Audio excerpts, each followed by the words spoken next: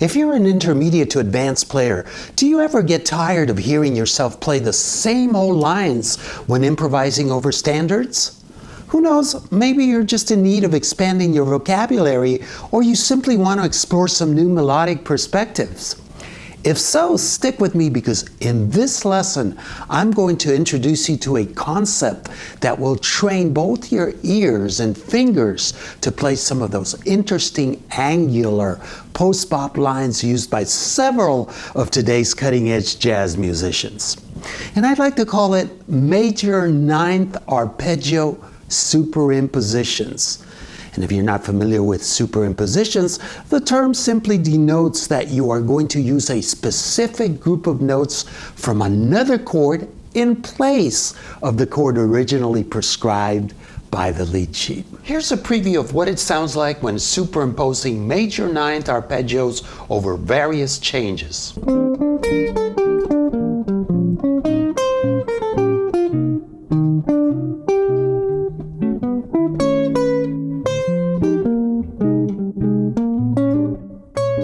I'm Richie Zellen, and I'm happy to welcome you to the Jazz Guitar channel. The major ninth arpeggio we are going to use throughout this lesson consists of 1, 3, 7, and 9, no fifth. So here are a few examples in the key of C. You're probably very familiar with this shape. In the key of C, 1, the root, 3, the 7th, and the 9th on top. We can also play it up here or here. And sure, there's several more fingerings and inversions. The major ninth chord is a shape that we can superimpose over several chord families. By doing so, we will conceive a unique set of intervallic combinations that we usually wouldn't come up with when thinking in terms of the original chord scale and/or arpeggio. Two of the resulting characteristics are the use of wide angular intervals, often requiring string skipping, and a frequent use also of upper extensions. In this lesson, I will show you how to superimpose the major ninth arpeggio over minor 7th chords, minor 7th flat 5 chords, regular dominant and altered dominant chords, and major 7 sharp 11 chords. I will also show you how to use permutations as well as several ready-to-play lines using this concept. Finally, I will use the progression of a well-known standard to show you how I practiced in applying this concept. So let's take a minor 2-5-1 in the key of C, where the 2 minor chord is a D minor 7 flat 5. And for this D minor 7 flat 5, and for any minor 7 flat 5, we always want to superimpose the major ninth arpeggio starting on its flatted 5, or the tritone. So that would be a flat in this case. So we have, next we have a G7 altered. And in this case, we want to superimpose the major ninth arpeggio starting on its 3rd, which in the case of G would be B.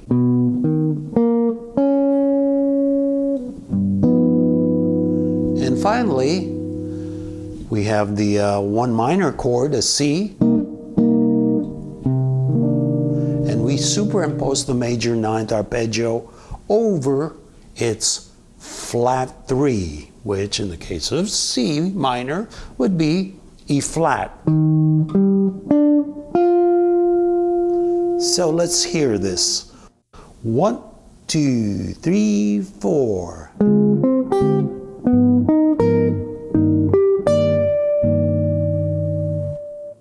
Now, we don't always have to play these shapes in order. We can mix them up. For example, 1, 2, 3, 4.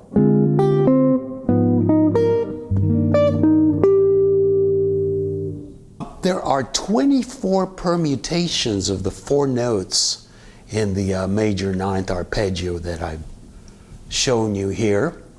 And let me show you a couple more. This one's in the key of G minor, so we can easily fit everything in the fretboard. And the initial figure would be. So this kind of sounds like this. 1, 2, 3, 4.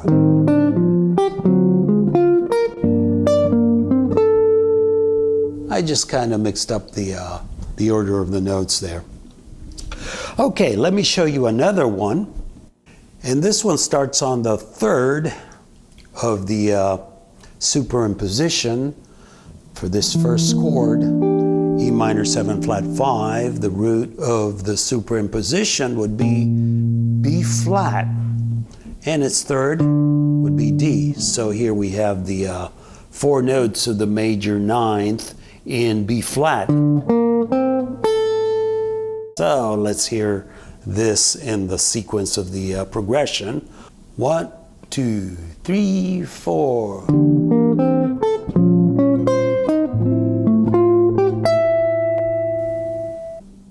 In the PDF, I include all 24 permutations of the major ninth arpeggio, and I also include fretboard diagrams of my favorite shapes, including the ones that I just played. So there are many, many possibilities to explore and mix together to come up with some very, very cool lines.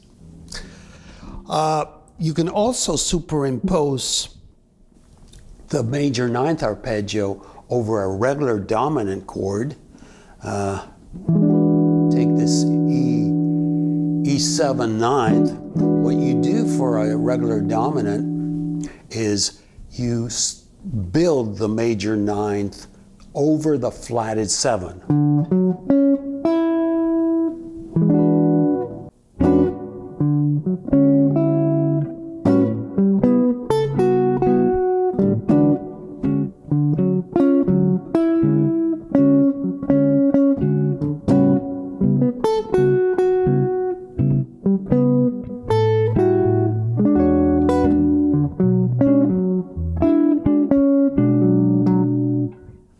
And finally, you can also superimpose it over a major 7th sharp 11th chord.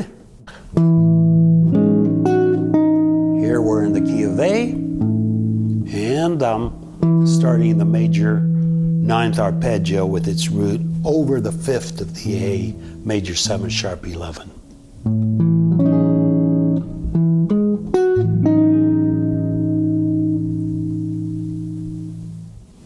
Let me show you some minor 2-5-1 lines, although I want you to know that the download, which I will tell you about in brief, also includes major 2-5-1s with tab as well. So these lines are based on these 3 major ninth superimpositions. And we're doing this over 2-5-1s in the key of C minor. 1, 2, 3, 4.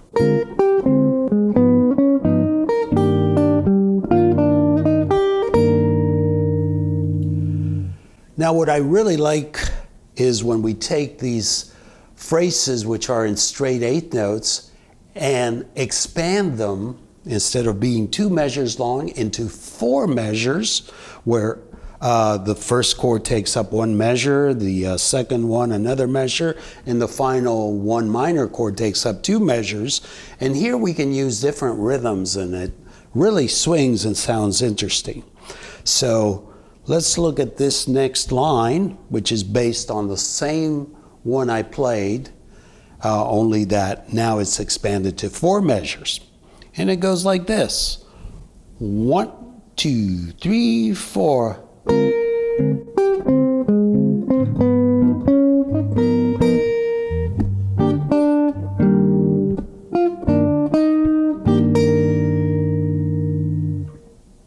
Okay, let's look at a different one here.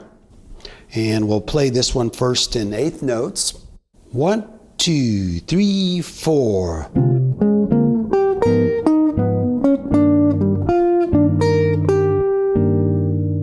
You hear those wide leaps in there? I love them. Okay, this is even better here when we expand it and add different rhythms. It sounds like this. 1, 2, 3, 4.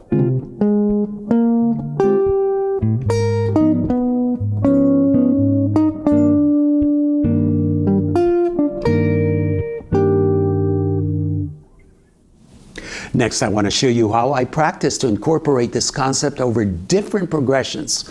But before I do, if you're interested in really getting the most out of this concept, I want to take a moment to tell you about the study package I've prepared and that you can download.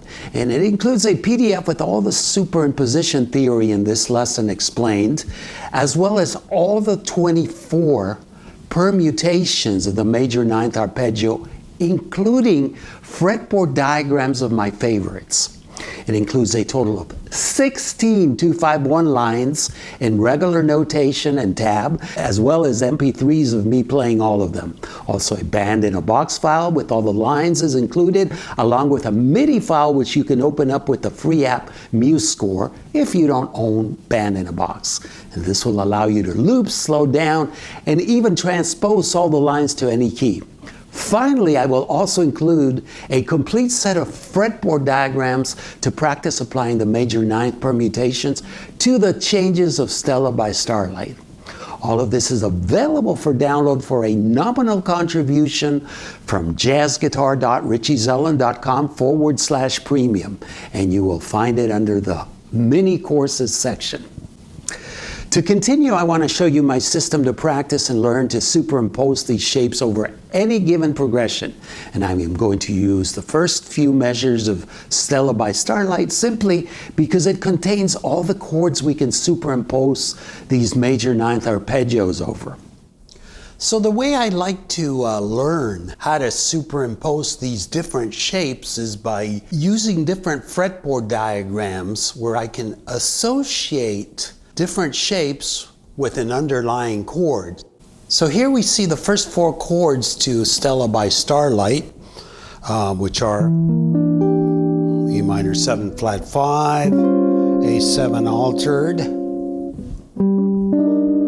C minor 7, F7 altered. So by experimenting, creating melodies with these shapes, eventually from doing it enough times, your mind will associate these shapes, these superimpositions, with the underlying chord.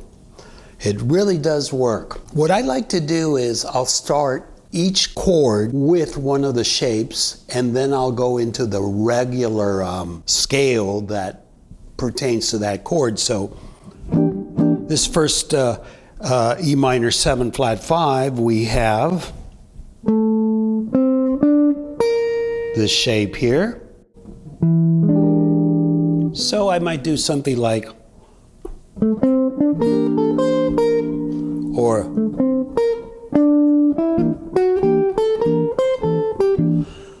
you know, you just got to play around with it. Some of you might have to write this down if you've run into something you really like and you don't want to reinvent the wheel every time you sit down to practice with these shapes. And eventually, like I said, you'll be able to come up with fresh new stuff once you can see the given shape in relationship to the chord that you're playing. So let's go to that next chord, the A7 altered, and here we have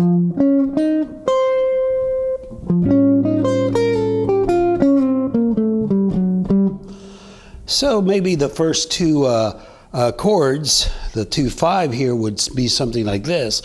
1, 2, 3, 4.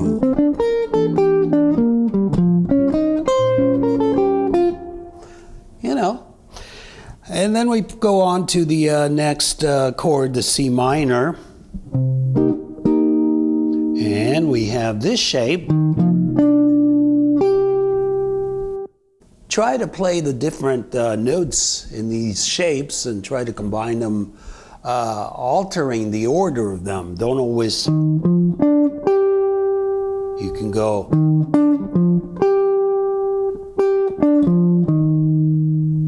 So if we're going from this C minor to the F7 altered, which has this shape,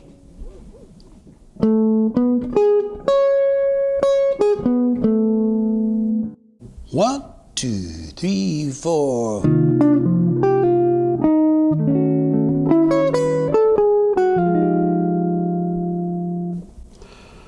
And then we have an F minor.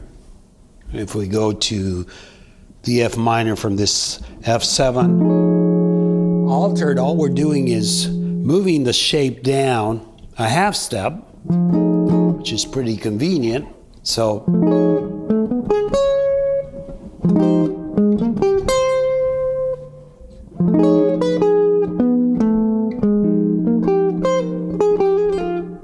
and then we come to a B flat 7, which uses the same shape as the one we used in the F minor 7.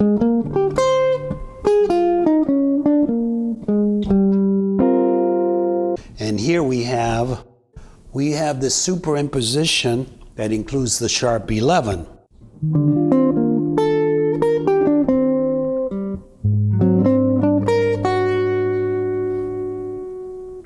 One, two, three, four.